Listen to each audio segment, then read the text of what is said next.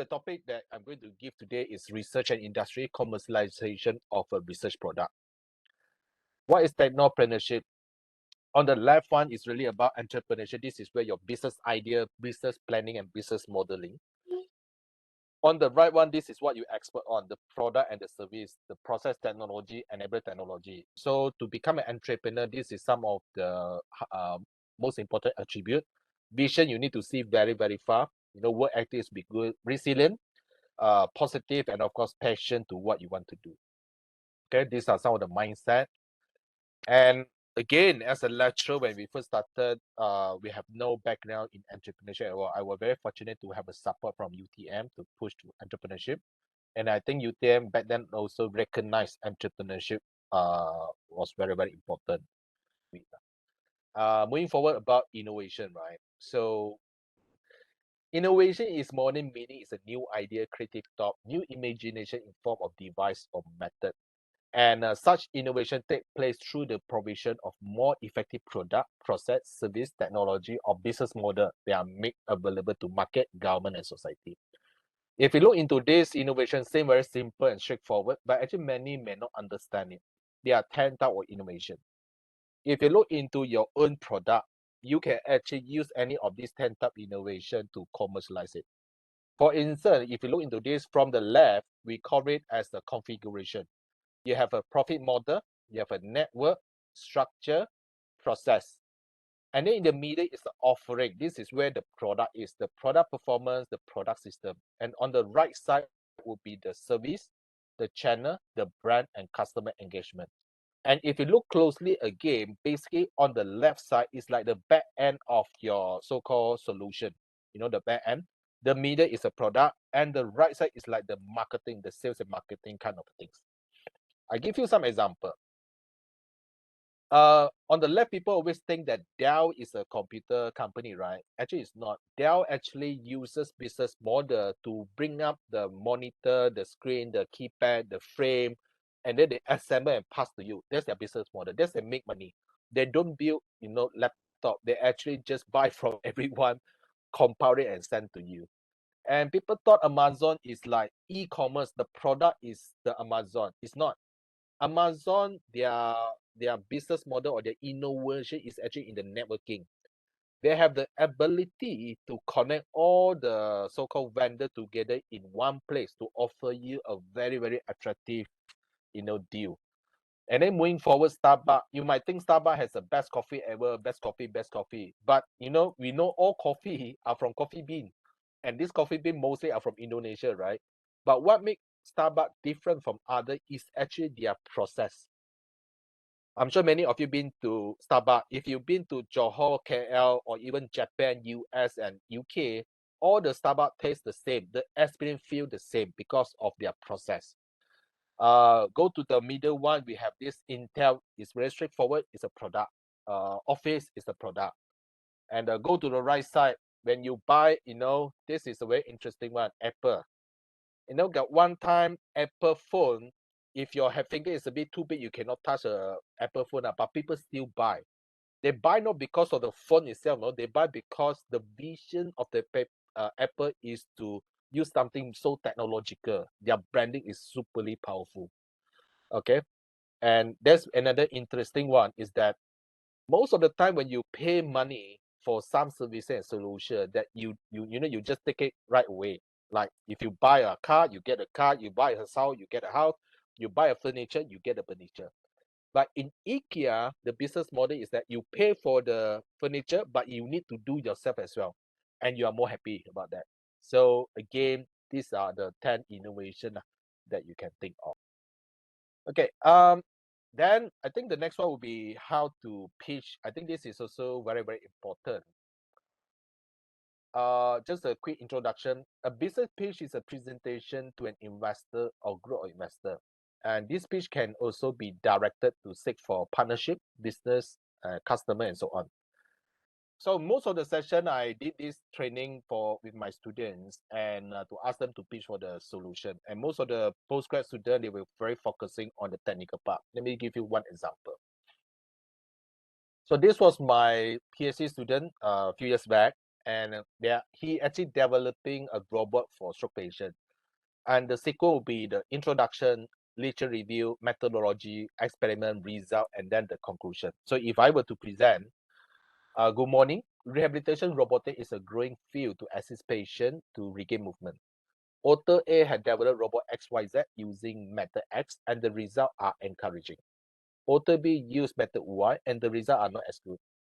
A novel design of rehabilitation robot has been developed using advanced sensor and motor. It also uses neural network for the learning. In the experiment, clinical study involving six stroke patients were carried out, and the experiment ran for 6 weeks.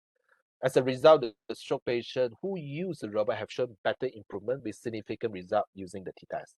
And as a conclusion, rehabilitation robot does help and assist stroke patient to rehabilitate. I think this is a very typical way that most of you present as your master or PhD research, right? But if you were to pitch it to commercial, I can tell you they will just turn you away. The VC or the investor will just run away already because they don't understand what you do. Their one focus is actually the business side of your presentation, but there's none of it. So what is strategy to formulate to a better pitching? You can use the NAPC, the need, the approach, the benefit, and competition. I just quickly give you some example. On the need, you don't mention the market is growing fast. You go a bit more specific.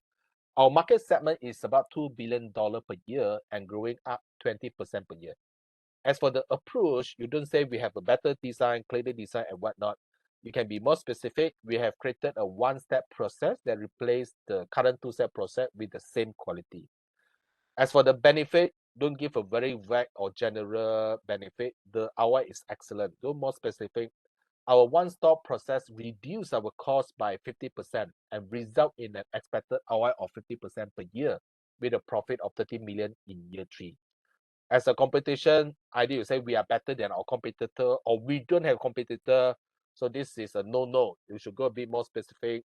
Our competitor is Evergreen Corporation, which uses the current two-step process, and we own the IP for our new process. So from here, you have a 1 minute talk, then you can structure such a way that, 25%, 25%, 25, and 25. And of course, this is for a shorter presentation. And then you can add opening in the front and the closing at the end. So basically, you have these 6 sentences that you want to present. So let me share with you. On the left one is again a very typical academic research presentation. On the right one is a business pitch. I will pitch for you. Hi, 52,000 people suffer stroke in Malaysia. This is a huge problem. Rehabilitation can help to regain their ability, but we don't have enough physiotherapists to cater such a large number. We have designed and developed CR2 or compact rehabilitation robot to solve this problem. CR2 is a portable and affordable robotic system to be able to help stroke patients to train with virtual reality. With CR2, stroke patients can train 100 times more compared to conventional. As a competitor, there are several rehab robots out there such as Gentle S, MIT Menace, and Amil, but they are expensive and bulky. We are looking for 500,000 and your support to this business. Thank you very much. Now that you look into these two, the second one is actually I structure. As an investor, now that I have the information for me to make the decision, right? And in pitching, there are 1 minute, 3 minute, 5 minute, or even up to 1 hour. And I've been through all this, so I'm going to share with you some of this pitching. Again, these are the case study, and just a quick one. Dr. Cole Carlson, just like you, he was my final year project student. When he came to me, he said he want to do a project, and I told him, do not treat final year project as a final year project. I repeat again, this one you need to remember also. If you're doing master or PhD, it's the same thing. Do not treat your master project as a master project. Later your supervisor come to me. So why I'm saying that is that because I've been supervising a lot of final project, when they treat their final project as a final project, the first semester they will just do design proposal. When we want to buy things, they will just say that, hey, next semester and so on. So I think that is really waste of time. When you are in university, this is the best time for you to take up risk, Then I told him, do not, trade as a final project, treat this as a potential business. So then he tried to trade as a potential business. He went to the customer and asked what they want. Of course, the customer has a list of the thing they want. and the next thing is how long they want. Then FYP is 1 year, master is 2 years, PhD is 3 years, right? You know what the customer say? They want yesterday. So industry always wanting fast. So of course, at that time, Kang Sang used that. In 1 month, he built the robot. And we have ways to improve the product. Every 1 month, we join the competition and push the product. So throughout that 1 year, at his 4th year, he won over 20 competition and also travel around the world. So this is his journey. He understand the market. First prototype look very, prototype. Joined all kind of a competition. He went to London, Korea, US, fully sponsored, and then founded a spin-off company called Innovation. And then right now he's everywhere lah. We also sold our product to UK, US, and also India. And we also managed to show to all the prime minister of what we have been doing. Then you might say, hey, Dr. Yeong, then he will, make terrible in his classes, right? So 3 of them working on this project, actually first class. Not only that, they won award during 2012, 2013, Vice Chancellor Award, Malakoff, and Shell Academic Award. So I just want to share with you the slide. So I use the same slide, and I went to London. This is back in 2017. So this was a competition also in the leadership program, and there are 20 of a professor from Malaysia fly to London with together representative from Vietnam, Saudi, and other places lah. So I joined this competition, and it's a 3-minute pitching, and I will try to pitch to you now today lah, like the actual one. Good morning, ladies and gentlemen. My name is Yeong. I'm from Tech Innovation. 50 million people suffer stroke every year, and this is very sad because once you had a stroke, you are not able to do your daily activity living. But the good news is you can work with the physiotherapist where conventional training is. But you can only train up to 48 hours in a day because we just don't have enough physiotherapists. But the good news is you can train with the robot with 1,000 hours in a year, which is about 23 times more. But another big problem, those robots are huge, complex, and very, very expensive. So ladies and gentlemen, this is what we come up. The CR2 Haptic is a compact rehabilitation robot for wrist and forearm training.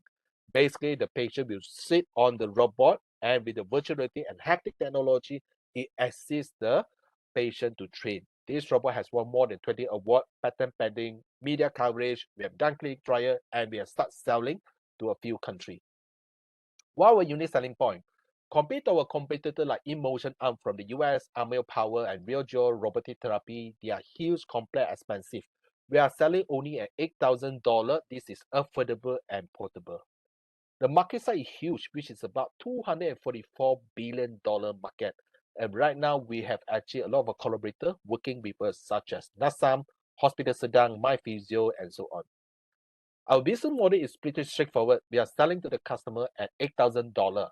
Our distributor is about $5,000, and we have a lot of a distributor working with us right now and give us a good portion for continuous R&D and P&L. And yeah, this is one of the achievements we had to start selling to China already. Moving forward, for the last 7 years, we have spent $280,000 for research. We have a few products. Coming up, we want to have a feedback and more robot to cover the whole rehabilitation movement. Ladies and gentlemen, we are looking for investment of $100,000 for 10% of the company equity and forecast to have a return on investment of 10 times in 5th year. Thank you very much. Okay, so that was the actual presentation that I did in UK in 2017. I hope it's the same. Okay. And what happened is that from after the pitching, 3 minutes, and I won first prize. So you are actually seeing me, the same person pitching in London that won this one. So moving forward, also the same content, the same pitching technique I use for Tech Innovation. We won grand prize at World Invention Award in London. We also won CREST 500,000 grant, angel investor 100,000 ringgit, and pitch crowdfund 50,000 ringgit Malaysia. The other one I'd like to share with you, DF Automation, my other company. So this was me. I mean, this company was founded by myself and 2 of ex-UTM alumni, your super senior, back in 2012. And this year is already 10 years old. So when we first started, this is me in 2014 when I tried to pitch for a few funds. I'm not going to show this slide. I'm going to show you later slide. This pitching also used the NABC. We have raised 500,000 from Cradle Fund, 80,000 for Major East Stanford, and mostly turnover about 2 million ringgit Malaysia. And in 2019, we are open up this pitching to crowd where you can be part of DF Automation as one of the shareholder with the minimum of 5,700 ringgit Malaysian. Okay, I'm not going to paste the slide because I just want to show you the flavor of the slide. And this pitching is about 30 minutes, but I will just skim through. Again, the very beginning, I show you 1 minute. I have shown you 3 minutes, and this is actually 30-minute presentation. So it's more comprehensive, it's more content. Of course, more than the NABC lah. But let me go through. So I will start from the problem statement already, the end. Our customer size, what they do inside. The customer need to walk, 3 kilometer, carry 500 kg, blah, blah, blah. Then, they can use robot, but difficult to program, not flexible and costly. So this is the need, the problem statement. One with the problem statement, then I introduce our product, the NetWiz, the robot, and also I show the video. I'm not going to show today. Oops. This one later you can Google our company. Then what's our benefit to our customer, the return on investment, the reduced labor reliance. This is our technology. Our robot also in sushi restaurant. If you've been to Sushi King in Paradigm, Mall Mid Valley, and a few others, that small little robot is actually from us. And then we have all kind of product, all kind of collaboration with different companies. And if you look in 2013, our robot looked like a moving toolbox, and now we have more sophisticated robot design. Then we are everywhere now. We also sold to Mexico, Europe, UK. This is our customer, mostly MNC. We have patent. We won award. The market size, and when we first started in 2012, we actually asked Daifuku, one of our competitor. They were charging us $400,000 for a robot, which is about 1 million ringgit Malaysia. So that's how we start our company lah. And this is a high-end AJ maker. Then we have middle range and low cost. So DF is kind of in between. So our exit strategy, co-founder, myself and Mr. Ricky and Mr. Tan, also Amnuna UTM. They in mechatronic. They joined Robocon. These are my board advisor. The team now we have about 80. If you want to buy the share, it's 285 ringgit per share, up to minimum 5,700 to buy a block of the share. And the money will be used for the factory expansion, R&D, and so on. And we even already have the layout back then. Okay, that's how to invest lah. So to cut the story short, we actually raised, this is the actual pitching. I actually travel from Johor to KL to Penang every 2 weeks to ask for money, and we have raised 3 million ringgit Malaysia from 177 investors. Okay. So from here 3 million, and we also won the Star Business Award from the Star. And recently we just closed about 5 million ringgit from various angel, sandbox, and also venture capital. Okay, I hope that gives you some flavor. As a conclusion, it seems tough for an academician or student to venture to entrepreneurship. But in reality, university has some of the great resources, the talent, your friend, the funding, the innovation culture, willing to lose, the risk taker, the network. Like I always repeat to my student who join me, I will say that do not treat your master research project as a master research project. Either for your FYP, the master, the PhD, I think the same lah. Because if you can make this work, you can actually commercialize it. Just like Larry Page, his PhD is on the algorithm. Now they founded Google. Universal Robot was a PhD project. Now UR is the world leading cobot in the world. Okay, once again, I think that's all for today. Thank you very much for all your attention.